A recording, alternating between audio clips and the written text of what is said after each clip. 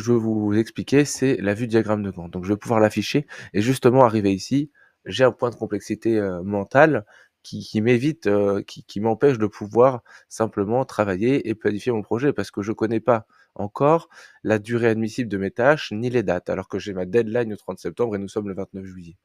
Donc je vais faire plus et Gantt ici, et automatiquement Monday il comprend que ces colonnes sont la partie générative gestion. Je fais ajuster automatiquement et je ne vois pas une partie de mes tâches. C'est normal, c'est parce qu'il n'y a pas de durée. Donc pour l'instant, je vais mettre par exemple 5 jours par défaut à tout le monde et donc des dates se règlent, d'accord, automatiquement, et ça veut dire qu'ici on va les voir.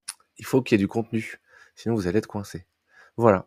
Donc maintenant on voit bien qu'ici j'ai ma date butoir, alors que les autres tâches vont devoir s'aligner à l'intérieur du projet pour que les choses se passent bien. Dans les 3 petits points ici, je peux paramétrer mon diagramme de Gantt. Je peux grouper par la personne qui intervient, pourquoi pas. Donc il n'y a qu'une seule tâche qui m'est assignée, mais si je m'assigne toutes mes tâches dans mon tableau principal, je vais automatiquement être ici et fermer, voilà, pouvoir fermer mon groupe. Ensuite, ce qui est sympa, c'est de colorer par, mettons, le statut. Comme ça, vos tâches sont colorées en fonction du statut visuel de celle-ci. Et dans les paramètres visuels, on va bien sûr afficher les dépendances, même si c'est déjà le cas. C'est un petit bug, ça.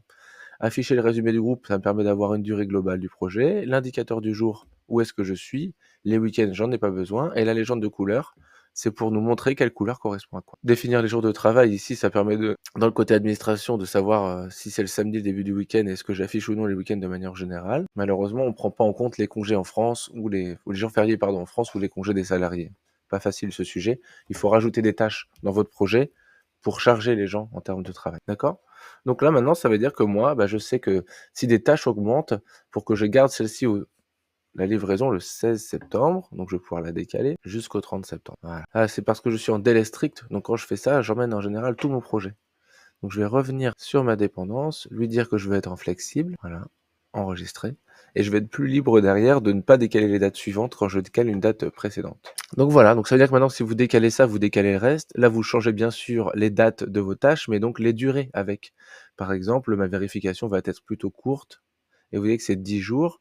Si je décale ceci, de calcul comme ça, en 5 jours, en fait, la durée se décale avec vos jours. Ce qui fait que là, c'est déjà beaucoup plus visuel. Je peux me dire, bon, attends, dans l'exécution, on va prévoir beaucoup de temps.